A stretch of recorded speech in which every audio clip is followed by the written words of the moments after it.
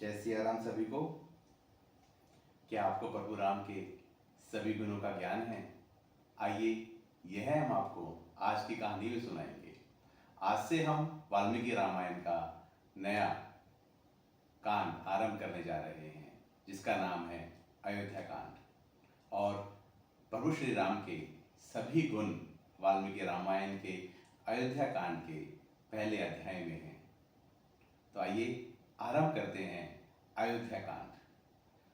आज से हम आपको वाल्मीकि रामायण के हर एक शब्द को पढ़कर सुनाएंगे।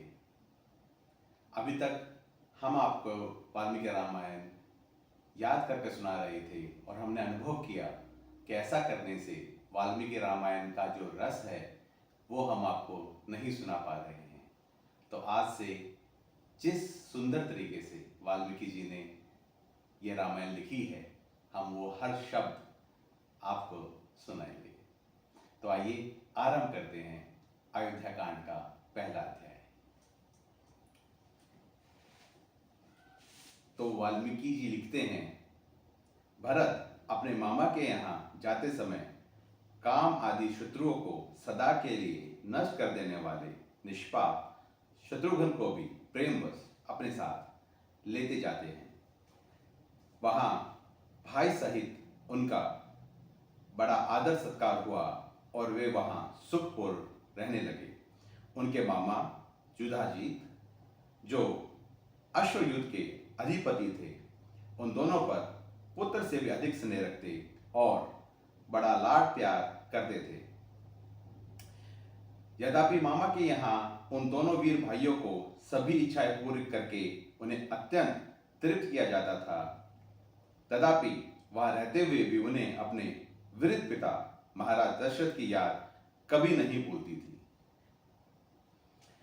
महातेजस्वी राजा दशरथ भी परदेश में गए हुए महेंद्र और वरुण के समान पराक्रमी अपने उन दोनों पुत्र भरत और शत्रुघ्न का सदा स्मरण किया करते थे।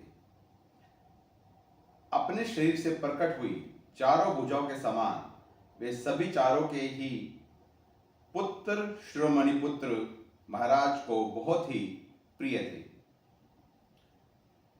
परंतु उनमें भी महातेजस्वी श्री राम सबकी अपेक्षा अधिक गुणवान होने के कारण समस्त प्राणियों के लिए ब्रह्मा जी के भांति पिता के लिए विशेष प्रीतिवर्धक थे।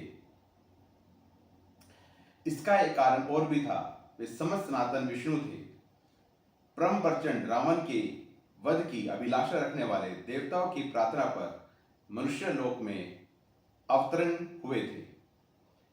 उन अमित तेजस्वी पुत्र श्री रामचंद्र जी से महारानी कौशल्या की वैसे ही शोभा बढ़ती थी जैसे वरसधारी देवराज इंद्र से देव माता अदिति सुशोभित होती थी। श्री राम बड़े ही रूपवान और पराक्रमी थे। वे किसी के दोष नहीं देखते थे। भूमंडल में उनकी क्षमता करने वाला कोई नहीं था। वे अपने गुणों से पिता दशरथ के समान एवं योग्य पुत्र थे। वे सदा शांतचित्त रहते और सांत्वना पूर्वक मीठे वचन बोलते थे। यदा उनसे कोई कठोर बात भी कह देता तो वे उसका उत्तर नहीं देते थे।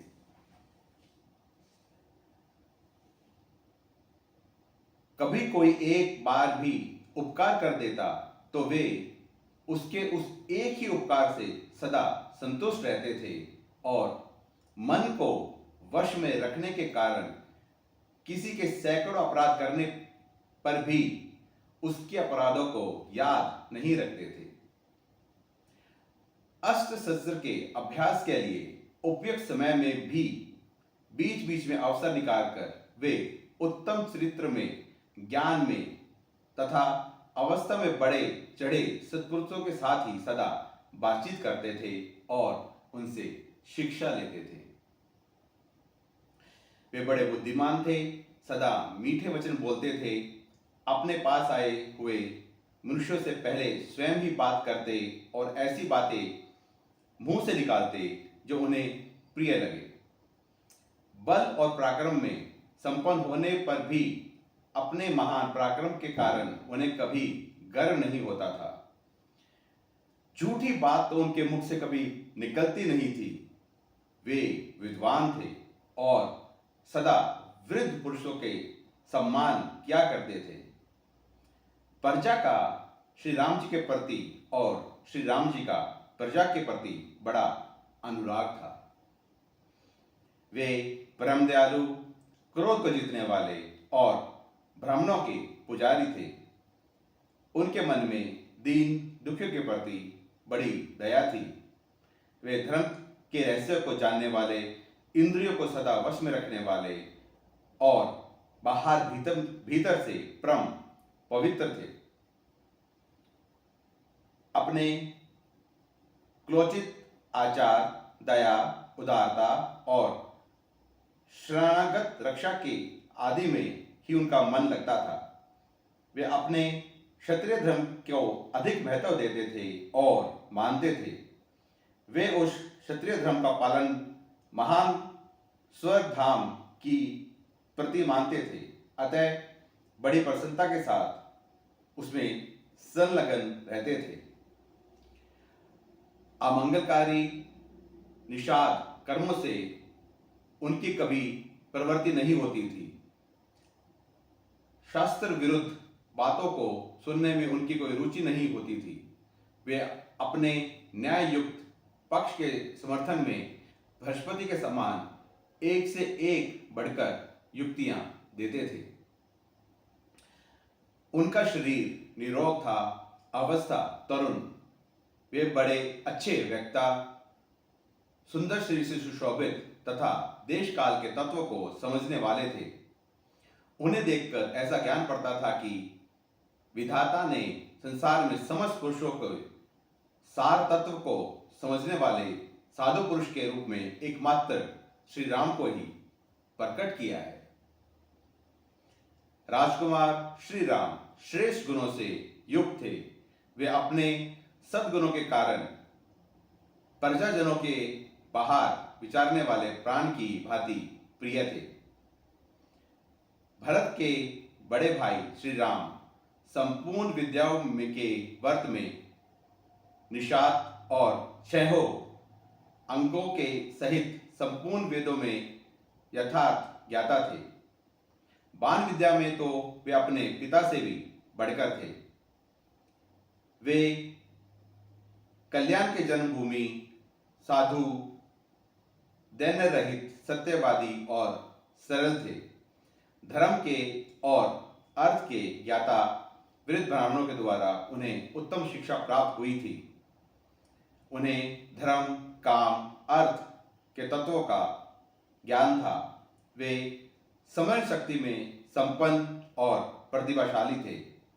वे लोक विवाद में संपादन में समर्थ और संयोचित धर्मचरण से कुशल थे। हमारी अभिलाषा है कि आपकी वाल्मीकि रामायण के अंदर रुचि बनी रहे और कहीं अत्यधिक लंबा हो जाने के कारण आपकी उसके अंदर रुचि समाप्त ना हो जाए या उसमें कुछ कमी ना आ जाए। तो इस वजह से श्री राम के जो गुण हैं जो कि कभी ना खत्म होने वाले हैं, तो आज के अध्याय को हम बीच में ही विश्राम देते हैं और हम कल यहीं से अध्याय का पुनः आरंभ करेंगे।